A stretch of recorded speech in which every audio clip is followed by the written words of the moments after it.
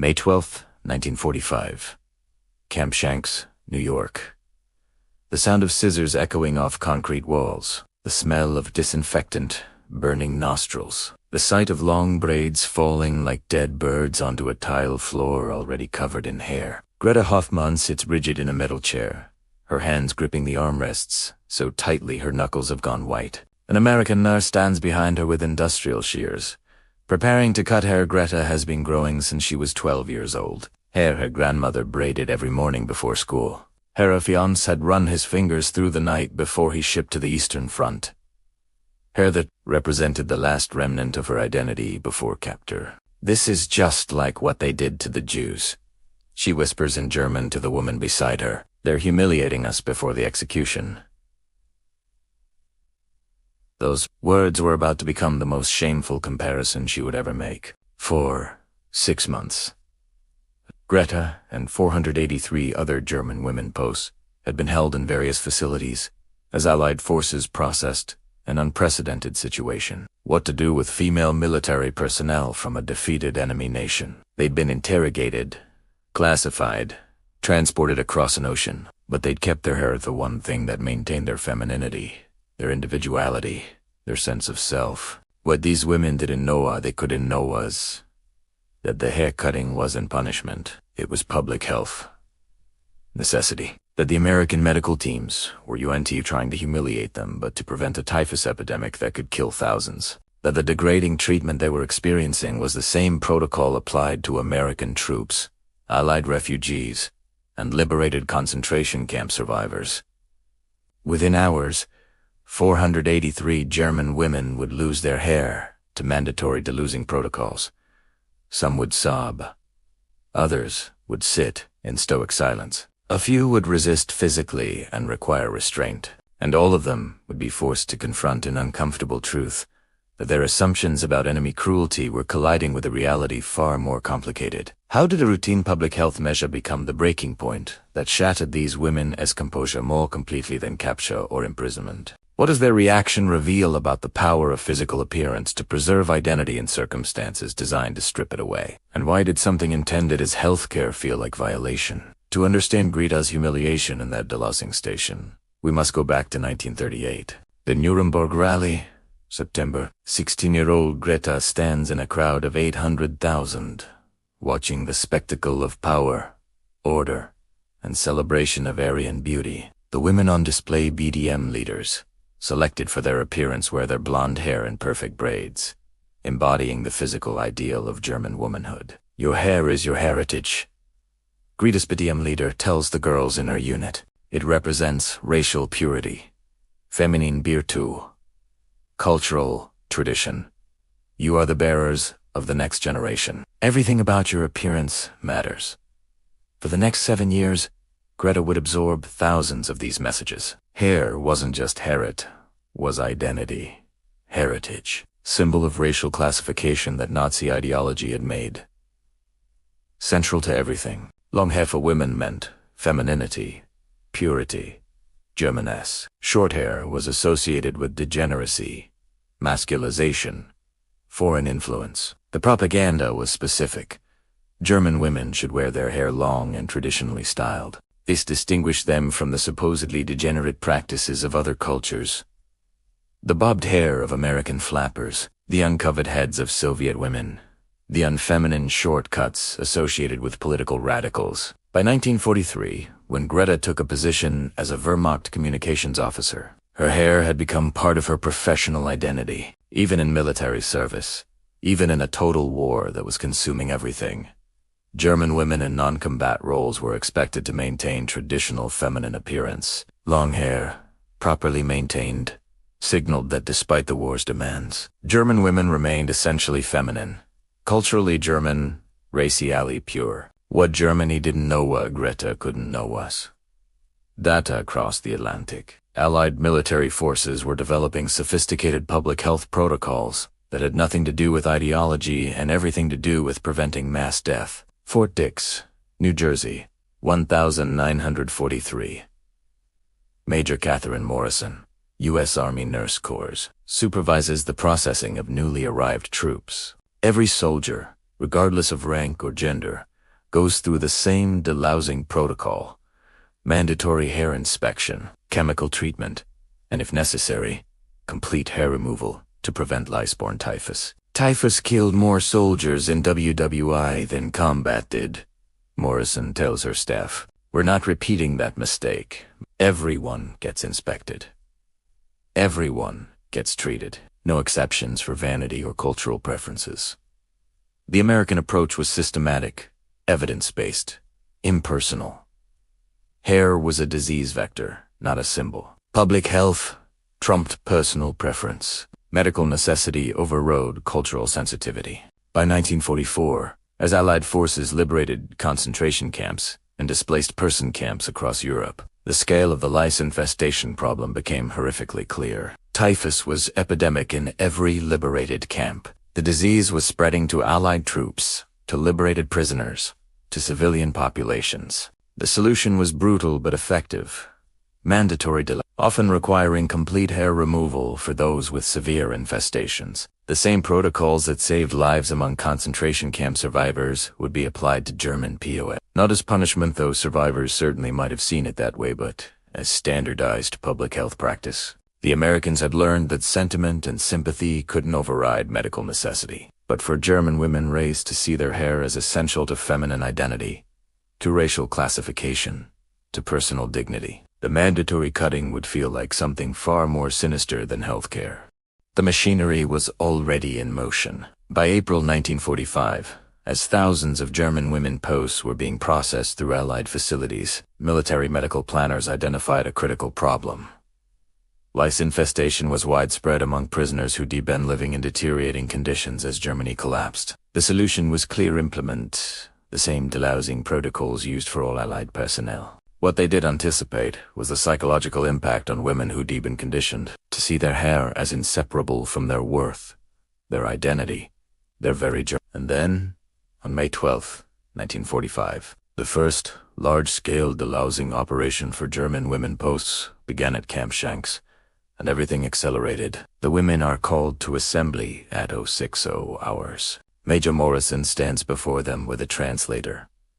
Her expression carefully neutral. You will be processed through medical delousing stations today. This is mandatory for all personnel due to typhus risk. Hair inspection will determine if treatment or removal is necessary. This is standard protocol, not punishment. The translation barely finishes before the murmuring starts. Hair removal.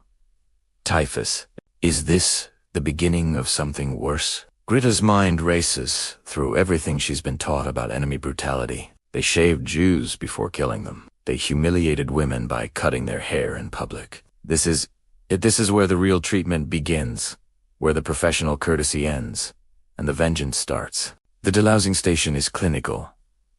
Bright lights, tile floors, American nurses in protective gear, metal chairs arranged in rows, and on the counter, industrial shears that look more suited to gardening than hairdressing. The fierce woman Kayet is Schwester Hanna Berg, a Wehrmacht nurse, AG 42. She's chosen specifically because her military rank might encourage cooperation from other prisoners. She sits in the chair with visible dignity, her gray-streaked blonde hair plaited in a traditional braid wrapped around her head. The American nurse, Lieutenant Sarah Chung-Chinese American, representing everything Nazi propaganda had taught, was racially inferior approaches with professional efficiency. She unwraps honest braid, runs her fingers through the hair, checking for lice, finds evidence of infestation, and reaches for the shears. No, Anna says in English, her voice cracking. Please, not my hair. Lieutenant Chun pauses. Ma'am, you have lice. Without treatment, you risk typhus. We need to remove the hair to treat the infestation properly. Just use chemicals, Anna pleads. Use whatever treatment you have.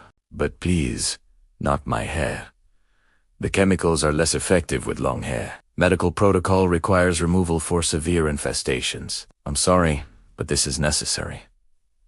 The scissors bite through decades of growth. The braid comes off in Chun's hand 12 inches of hair that took years to grow, gone in seconds. Anna doesn't cry, but her face loses all color and her hands shake uncontrollably. Greta, watching from the waiting area, feels her stomach revolt.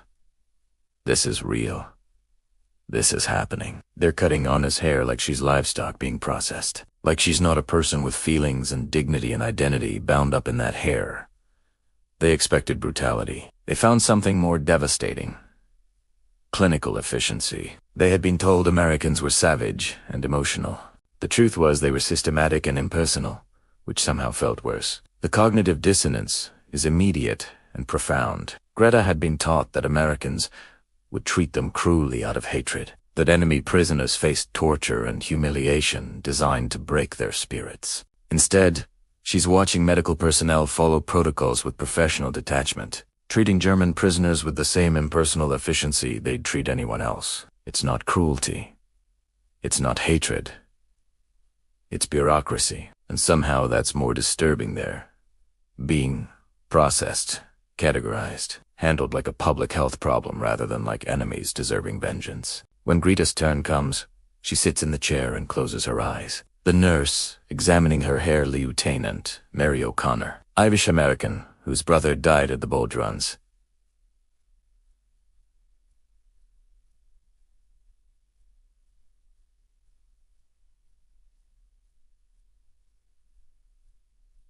Her fingers through Greta's moderate infestation, O'Connor says to the note-taker. Full removal required.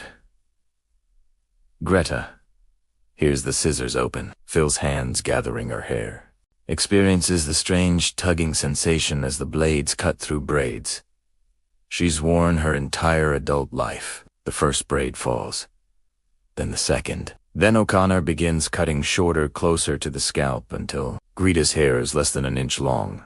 All around a masculine cut and unfeminine cut, a cut that makes her look like the newsreels of liberated concentration camp survivors she has been forced to watch. And that's when the full horror hits her. They're making us look like the Jews. They're giving us the same treatment we gave to people we deemed unworthy of human dignity. This is poetic justice, cosmic revenge, karmic retribution. But it's not. It's just public health protocol. This wasn't an isolated incident. Across Camp Shanks, 483 German women were processed through delousing stations that day. Approximately 380 required hair removal due to lice infestations. The reactions varied. Some cried, some sat in shocked silence. A few required physical restraint when they refused treatment. Private, Rosa Martinez, a medic assisting with it, later wrote in her diary, "They think we're humiliating them on purpose. They don't understand that we're trying to save their lives. The lice carry typhus. The typhus kills. We don't have time for cultural sensitivity when lives are at stake. But watching them lose their hair, seeing their faces, I understand why it feels like violation, even when it's healthcare." Standing in that delousing station, watching her hair being swept into a pile with hundreds of others' hair, Greta confronted a truth that shattered her carefully constructed understanding of the world. The enemy was untreating her cruelly. They were treating her like a public health problem. And somehow, that impersonal processing felt more dehumanizing than intentional cruelty would have been. The machinery of Allied Delousing operations was vast, systematic, and based on hard lessons learned from previous conflicts. During World War I, typhus spread by body lice killed an estimated 3 million people on the Eastern Front alone. More soldiers died from disease than from combat in many theaters. Military planners learned a brutal lesson. Lice control wasn't optional, it was survival. By World War II, the U.S. military had developed comprehensive delousing protocols. Every person entering Allied custody, whether friendly troops, liberated prisoners, refugees, or enemy posts, through the same process. Inspection, chemical treatment, and if necessary, complete hair removal. The scale was staggering. Between 1944 and 1946, Allied forces processed over 8 million people through delousing stations across Europe and in American facilities. This included 400,000 plus German POWs transported to the United States, thousands of concentration camp survivors, millions of displaced persons, and countless refugees. While German posts were receiving mandatory delousing, American soldiers were undergoing the same protocols. The same shears that cut Greta's hair had cut the hair of American G as the week before. The same chemicals that burned her scalp had burned the scalps of Allied troops. The same impersonal efficiency that felt like humiliation to her was standard operating procedure for everyone. Compare this to the final months of Nazi Germany, where public health infrastructure had collapsed completely. German civilians and military personnel alike suffered from widespread lice infestations, skin diseases, and preventable illnesses. The regime that had prided itself on racial hygiene ended with a population suffering from conditions that proper public health could have prevented. Major Catherine Morrison documented the challenge. The German women interpret Delousing as deliberate humiliation because their ideology linked hair to racial worth. We're not trying to humiliate them, we're trying to prevent Typhus epidemic. But explaining that doesn't help when someone's watching years of hair growth fall to the floor. Medical necessity and psychological trauma can coexist. The human faces within this system revealed complicated truths. Lieutenant Sarah Chun, whose grandparents had fled Chinese Exclusion Act persecution, whose community in San Francisco faced discrimination and violence, was now treating German POWs with more professional dignity than the Nazi regime had shown to anyone it deemed racially inferior. They stared me, June wrote to her family.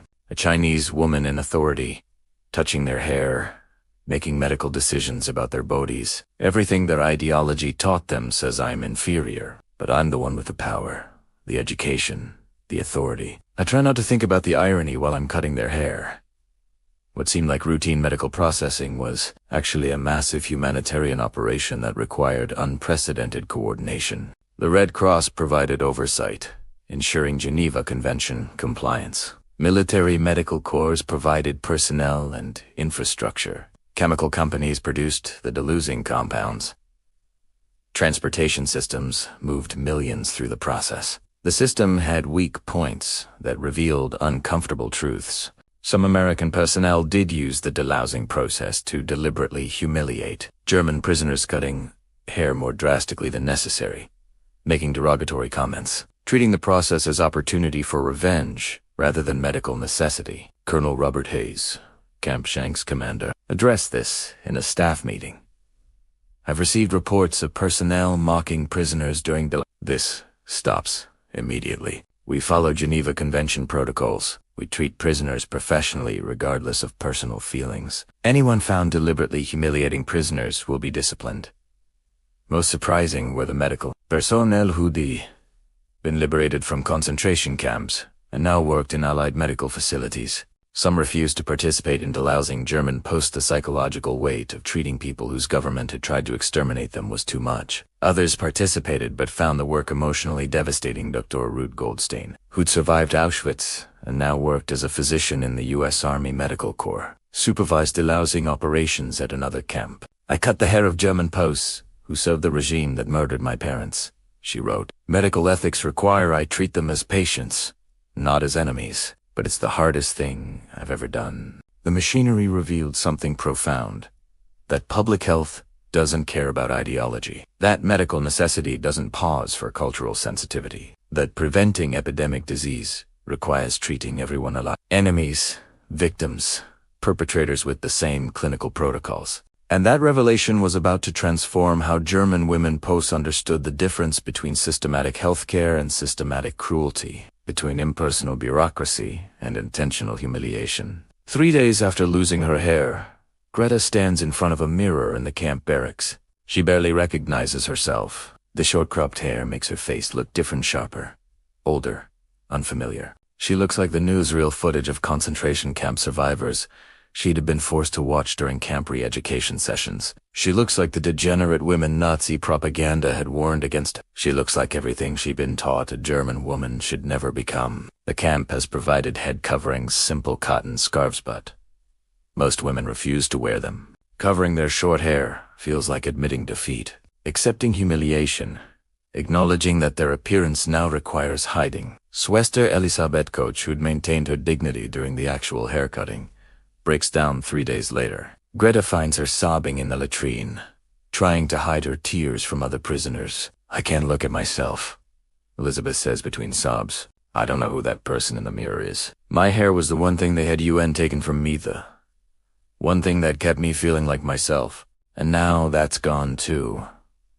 Greta has no comfort to offer because she feels the same way. The haircutting has accomplished what months of imprisonment could UNT. It has stripped away the last vestige of their pre-war identity, forcing them to confront that they're not who they used to be and will never be again. But then something unexpected happens.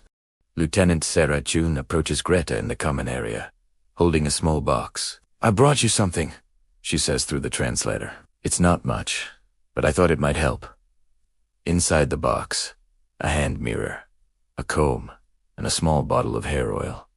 "Your hair will grow back," Chun says simply. "In the meantime, you can care for what you have. Short hair doesn't mean you stop being yourself." The gesture breaks something in Greta, not her composure, but her certainty. This woman, whom Greta had been taught was racially inferior, whom she'd expected to gloat over German humiliation, is instead offering practical kindness. Not pity, not superiority, just recognition that dignity matters even in clinical haircuts. "Why are you being kind to us?" Greta asks, the question bursting out in broken English. Chun considers carefully. "Because I've spent my life being treated as less than because of how I look, where my family came from, who I'm supposed to be according to other people's ideology. I won't do that to anyone else, even enemy prisoners. You're still human. You still deserve basic dignity." 6 months ago, Greta had been a confident Wehrmacht officer, proud of her German heritage, secure in her belief that Aryans represented humanity's pinnacle. Now she couldn't imagine how she'd ever accepted an ideology that measured human worth by physical appearance, that made hair length a marker of racial value, that turned biology into destiny. But this knowledge came with a price. Every time Greta caught her reflection in a window, every time she felt her shorn head, she confronted the physical evidence of transformation. She couldn't pretend nothing had changed. She couldn't maintain the illusion of being who she used to be. The backstory of Lieutenant Chun's kindness revealed more complexity. Chun had grown up in San Francisco's Chinatown, facing discrimination, exclusion laws, and racial prejudice. She'd joined the Army Nurse Corps, partly to prove her American loyalty, partly to escape community limitations. Now she found herself in position of authority over German prisoners who deserved a regime based on racial hierarchy. "I could enjoy their humiliation," she admitted in a letter to her sister. "Part of me wants to. They served Hitler, after all, but then I remember every time someone treated me as less than because of my race, and I refused to become that person. I refused to use my authority to humiliate, even when they would have done it to me." The transformation's cost was measured in identity dissolution, psychological displacement, and the uncomfortable realization that physical appearance, which Nazi ideology had taught was fundamental to be changed with a pair of scissors in less than 5 minutes. Greta faced an impossible choice. Cling to the ideology that said her shorn hair made her less German, less feminine, less worthy, or accept that identity ran deeper than physical appearance, that worth wasn't determined by hair length, that humanity existed independent of the markers Nazi ideology had insisted defined it. She chose transformation. But the choice came with profound loss of certainty, loss of the comfortable categories that had organized her world, loss of the identity she'd built around physical conformity to racial ideals. The pattern Greta experienced wasn't isolated to Camp Shanks. Across the American POW system, as German women lost their hair to delousing protocols, similar psychological crises were unfolding. Camp Ruston, Louisiana and Schwester, Margueristan refused delousing for 3 days, insisting she didn't have lice, despite clear evidence of infestation. She eventually had to be physically restrained while medics treated her. Afterward, she stopped speaking for a week, communicating only through written notes. Her barrack mates later reported that seeing herself with short hair triggered a complete psychological breaknot.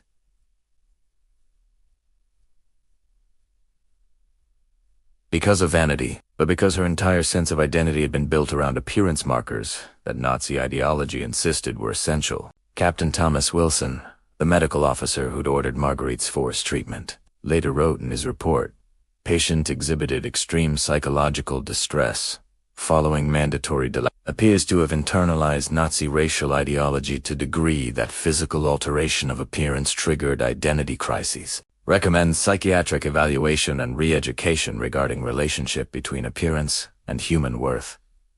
Fort Bliss, Texas, In a different facility, a group of German women organized a support system after Delousing. They held informal meetings where women could discuss their feelings about hair loss, share strategies for maintaining dignity with short hair, and support each other through the psychological adjustment. The organizer, Schuster, and Abiber explained their approach.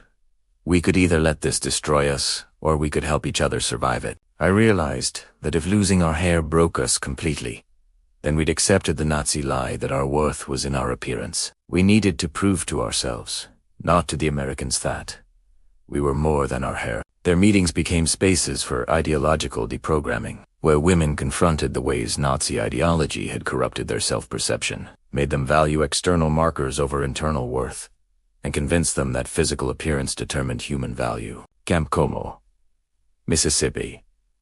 The resistance to Delousing took a different form when Becker, a hardcore Nazi loyalist, organized prisoners to refuse treatment collectively. This is deliberate humiliation designed to break German pride, she insisted. We must resist, even if they punish us.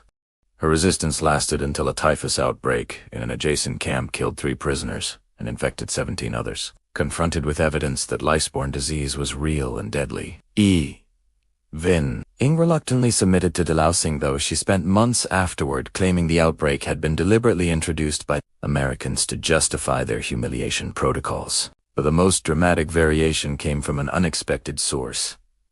Concentration camp survivors working in Allied medical facilities who had to deluce German people. Esther Levy, who'd survived Ravensbrück and now worked as a medic at Camp Shanks, found herself cutting the hair of German women who'd served the regime that had imprisoned her. The psychological weight was crushing. They act like we're humiliating them, Esther wrote in her diary. They weep and plead like we're doing something terrible. They do want to understand that I would have given anything to have my hair cut in clean medical facility by trained nurse using proper instruments. They got clinical health care. We got our head shaved with dull razors. All guards laughed at us. They think this is the same.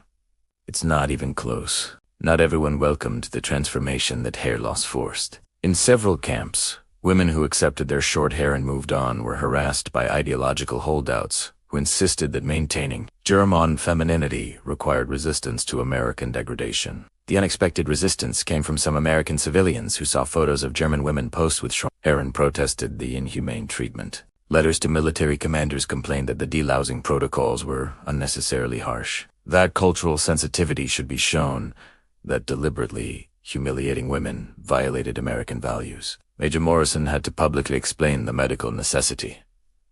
We're not cutting hair to punish or humiliate. We're preventing typhus epidemic. The same protocols applied to liberated Allied posts, concentration camp survivors, and displaced persons. Everyone gets the same treatment because disease doesn't care about nationality.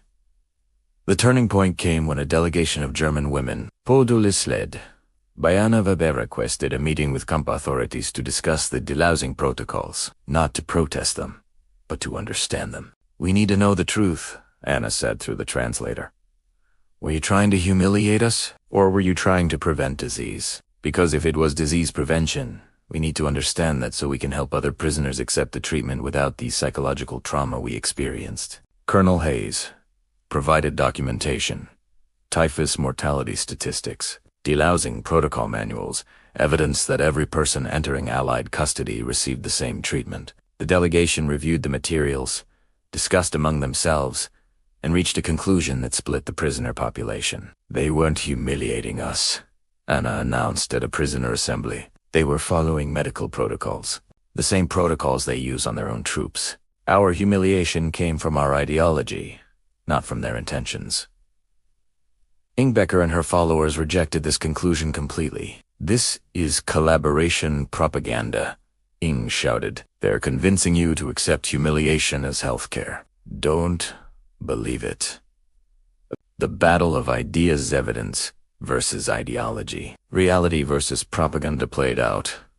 In barracks debates, prisoner-to-prisoner arguments, and competing narratives about what the delousing really meant. The human cost was measured in shattered self-concepts, identity crises, and the painful recognition that physical markers they'd been taught were essential to identity were actually superficial and changeable. But ripples were becoming waves.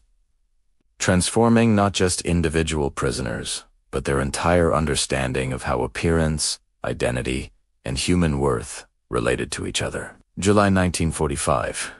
2 months after the delousing, the women's hair is starting to grow back. It's short, barely 2 inches, in most cases, but it's growing. And with that growth comes an unexpected realization: they survived it. The hair cutting didn't kill them. It didn't fundamentally change who they were. It was just hair. But the opposition to this recognition remains fierce. In several camps, hardcore Nazi loyalists continue to insist that accepting the hair cutting means accepting humiliation, that allowing themselves to appear unfeminine means betraying German identity. Camp Shanks splits into distinct factions. One group, led by Anna Weber, focuses on moving forward. They style their short hair as best they can, stop wearing head coverings, accept that their appearance has changed but their humanity hasn't. Another group, led by Ian Becker, maintains that the hair cutting was deliberate humiliation that must be resisted. Psychologically, even if they could unresist it physically, they wear head coverings constantly, refuse to look in mirrors, and treat anyone who styles their short hair as a collaborator. The ideological battle intensifies when the Red Cross provides small mirrors, combs, and basic hair care items to all POW camps. Ing's faction views this as further humiliation. Look at what they reduced you to, needing charity for basic grooming supplies.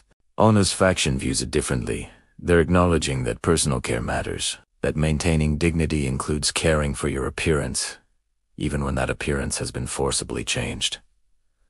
The moment truth became undeniable came in August 1945, when camp authorities screened footage of liberated concentration camps, including close-ups of survivors with their heads shaved. The German women post-watched in horrified silence as the footage showed what their government had done. Heads shaved, not for medical necessity, but for psychological torture, done with dull instruments that caused bleeding and infection, performed to humiliate and degrade people whose crime was existing while being Jewish, Romani, disabled, or politically inconvenient. And then the narrator explained, lice infestation in the camps was so severe that liberation required immediate delousing of all survivors. Those who resisted treatment died of typhus within days. The footage cut to Allied medical teams setting up delousing stations at liberated camps, using the same equipment, the same chemicals, the same protocols that had been used on German posts. The parallel was undeniable. The difference was intention. The Nazis had shaved heads to humiliate and degrade. The Allies were shaving heads to prevent disease and save lives. The same action, completely different meanings.